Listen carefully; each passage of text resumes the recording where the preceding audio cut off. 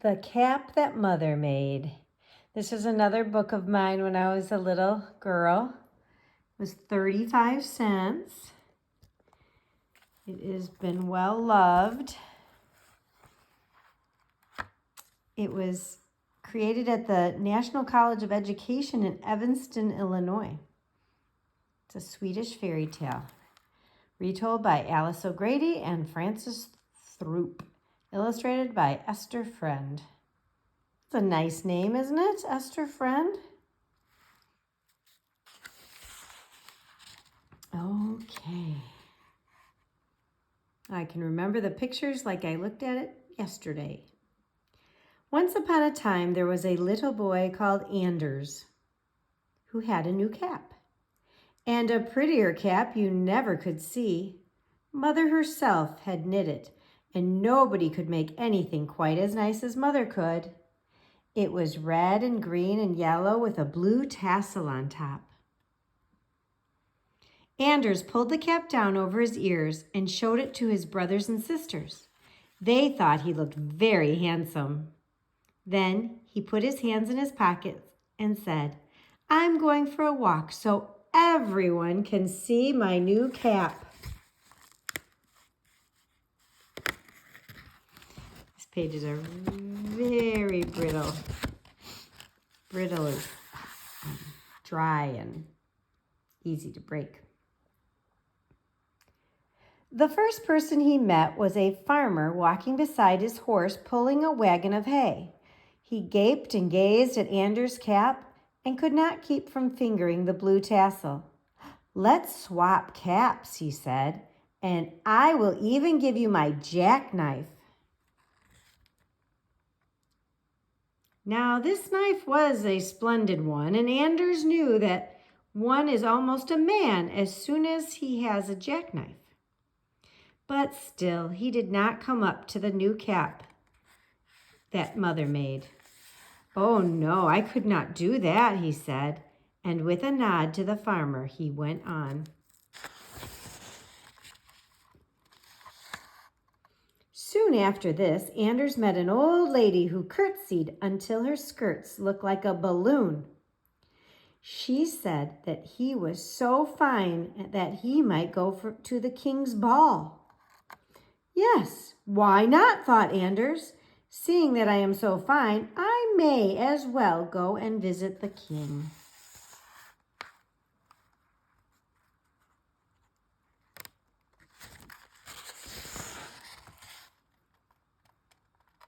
And so he did. In the palace yard stood 2 soldiers with shining helmets and swords. "Where are you going?" they asked. "I am going to the king's ball," answered Anders. "No, no," said one soldier, putting his foot forward. "Nobody is allowed to go there without a uniform." But just at this instant, the princess came tripping across the yard. She was dressed in green silk and bows of gold ribbon. She heard Anders and the soldiers and walked over to them.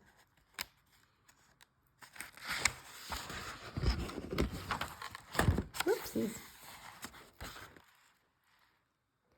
"Oh," she said, "he has a very fine cap on his head, and that will do just as well as a uniform." She took Anders' hand and walked him up the broad marble stairs and through magnificent halls where grand ladies and gentlemen bowed. For as like as not, they must have thought him a prince, for they saw his fine cap. At the end of the largest hall, a long table was set with gold cups and plates.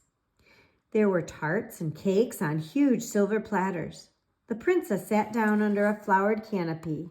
She let Anders sit in a golden chair by her side.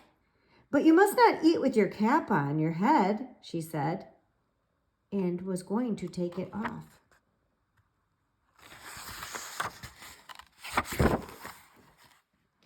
"Oh, yes, I can eat just as well, said Anders, and held on to his cap.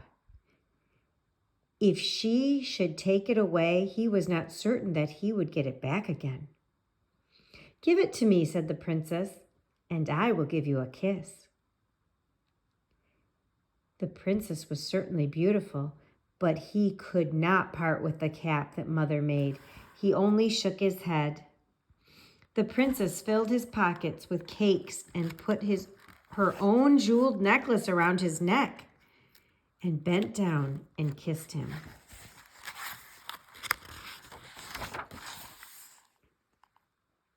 But he only moved farther back in his chair and did not take his hands from his cap. Then the king entered, followed by many gentlemen in glittering uniforms and plumed hats. Plumed hats are these ones with feathers in them. The king himself wore an ermine and purple robe and a large gold crown on his white hair. He smiled when he saw Anders in the gilt chair. That means gold. That is a very fine cap you have, he said. So it is, said Anders, and it is made of Mother's best yarn, and she has knit it herself, and everybody wants to get it away from me. Do you think the king wants it too? Let's see. But surely you would like to change caps with me, said the king, raising his large crown from his big head. Anders did not answer. He sat as before and held on to his cap. But when the king came nearer, Anders grew frightened as never before, for a king can do as he likes. Sorry about that. Anders leaped from his chair. He darted like an arrow through all the halls, down the stairs, across the yard. He ran so fast the princess's necklace fell off his neck and all the cake popped out of his pockets.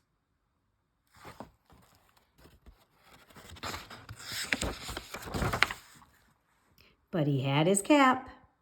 He still held on to it with both hands as he ran into his cottage. Mother took him up in her lap, and he told her all his adventures and how everybody wanted his cap. All his brothers and sisters stood around and listened with their mouths opened.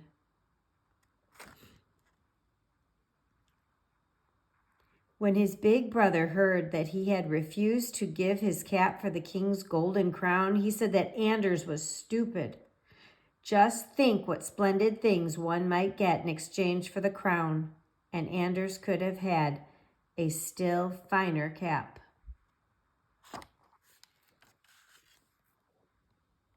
Anders' face grew red. He had not thought of that. He cuddled up to his mother and asked, "Mother, was I stupid?" But his mother hugged him close.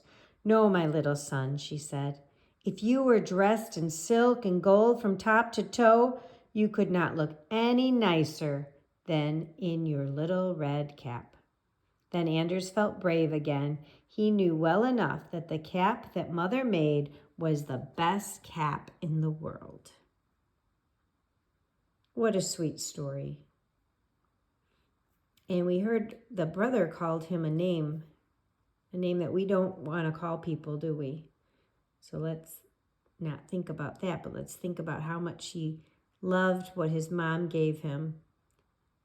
And I hope you enjoyed this Swedish fairy tale.